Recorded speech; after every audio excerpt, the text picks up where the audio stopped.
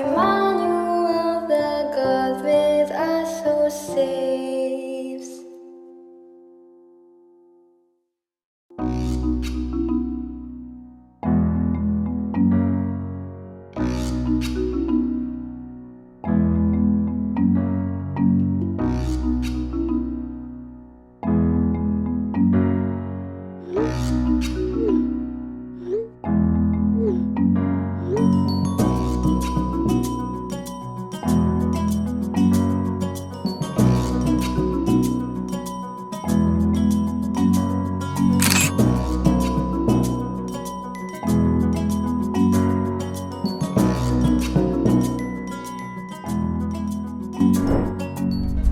Magandang buhay mga kapatid. Meron na naman ho tayo ditong question and thank you. Salamat sa pagpapadala mo ng question na ito. Babasahin po natin at nang makita ng lahat. Grabe oh. Dati pong Katoliko ang mga magulang ko. Sila po ay nahimok na sumapi sa isang born-again Christian prayer group. Aktibo po sila doon. Gusto po nilang iwanan ko na rin ang pagiging Katoliko at sumapi na rin sa kanila. Hindi po ako kumbinsido. Kasalanan po ba ang pagsuway sa kanilang kagustuhan? Wow! Alam mo kapatid, para kang napakalalim ng problema mo. Dahil yung mga magulang mo na used to be Catholics, ay naging born again.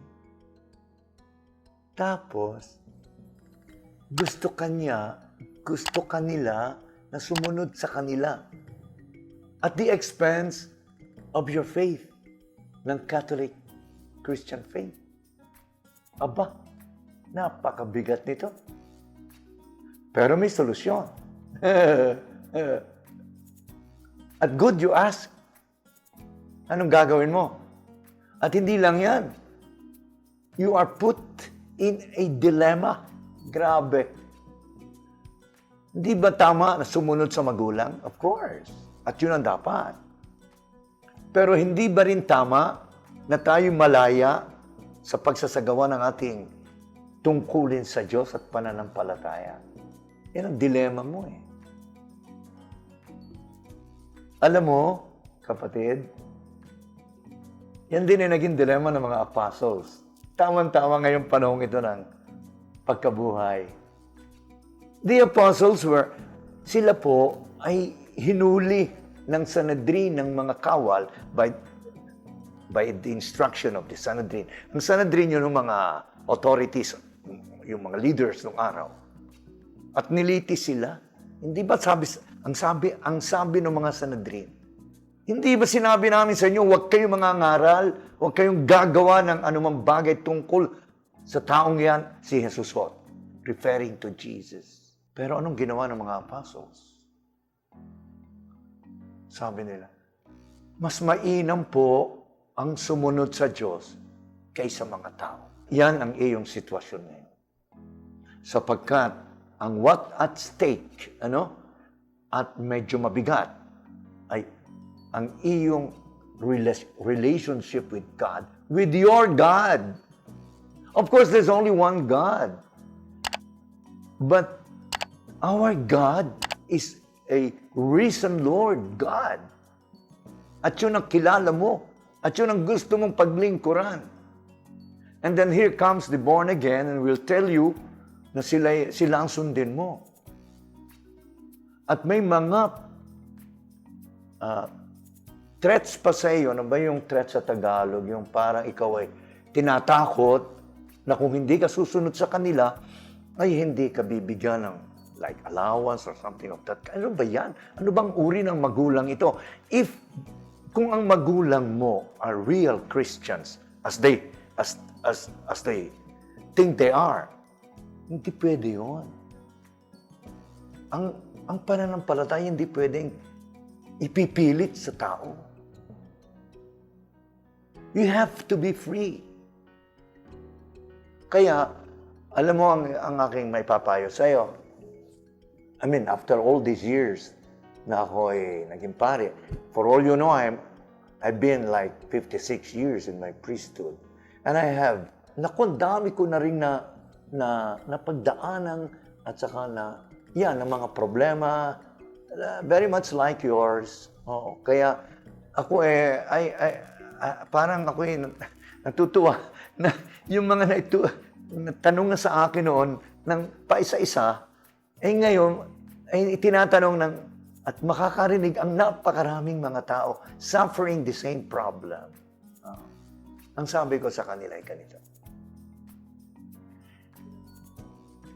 Kung tungkol sa pananampalataya, sabihin mo, ikaw naman ngayon may edad na siguro, so talk to your parents, yung with respect.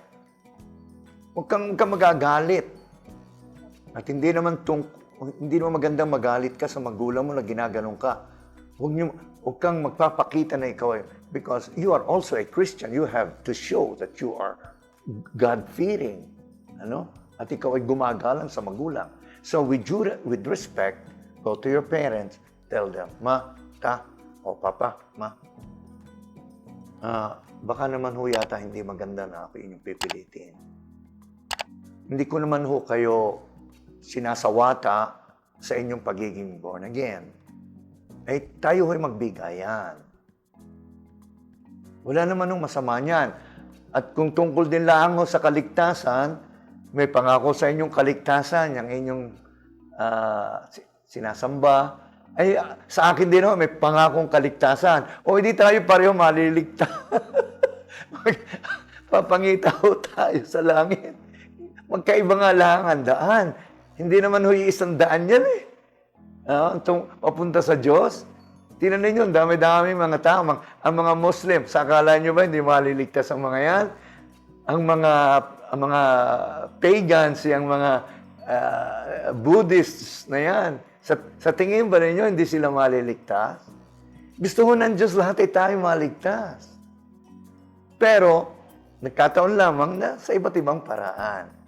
So, pwede ba ho na ako'y pagbigyan nyo na maisagawa ko yung aking tungkulin? At kung hindi kayo magagalit, ang sasabihin ko sa inyo, at siguro na may alam din ninyo ito, yun ang sinabi ng mga alagad sa Sanhedrin, na mas mainam sumunod ako sa Diyos kaysa sumunod ako sa tao. Kayo yung mga tao. Ito ang pananampalataya ko ay Diyos. Without being sarcastic, yung diretso lang.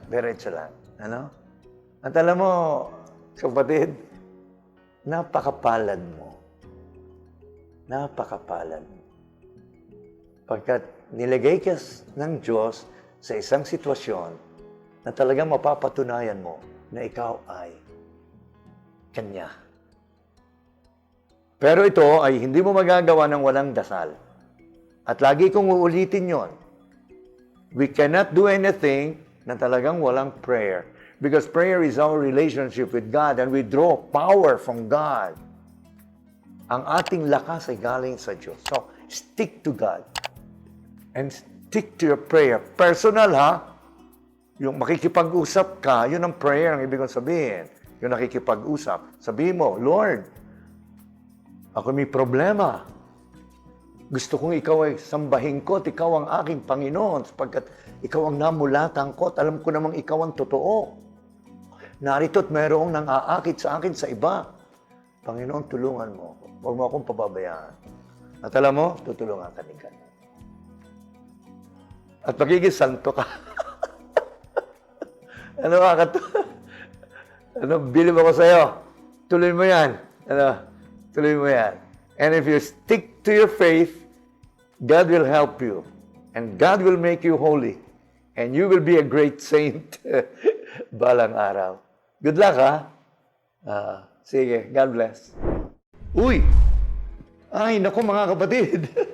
Medyo kinakailangan nga po tayo magpaalam muna, sumandali. Pansamantala. Sapagkat magkakaroon ulit tayo sa darating na mga araw, bantayan ninyo. Pero sa ngayon, magpapaalam muna ho si Lolo Monsi. Pero bago ako umalis at magpaalam, di blessing muna, of course. Pagdadasal ko kayo, At naway kay pagpalain ang Panginoon sa inyong mga gawain at taluhin manatiling tapat sa Kanya sa tuwina. Huwag kalilimutan ang magdasal araw-araw. Ang pagdadasal ho ay pakikipag-usap sa Diyos. Yun lang. Kausapin niyo siya na parang ako ang inyong kinakausap. Kayo nagtanong sa akin, parang ako ang Diyos. Tinatanong niyo. Gayon ho lang. Humingi kayo. Kung may kailangan, magpasalamat kayo. Kung may mga dapat ipagpasalamat, humingi kayo ng tawad. Kung mayroon dapat kayong ihingi ng tawad. At purihin niyo siya sapagkat siya ang dakila at makapangyarihan. So, babay na huli sa inyo. God bless you and see you next time.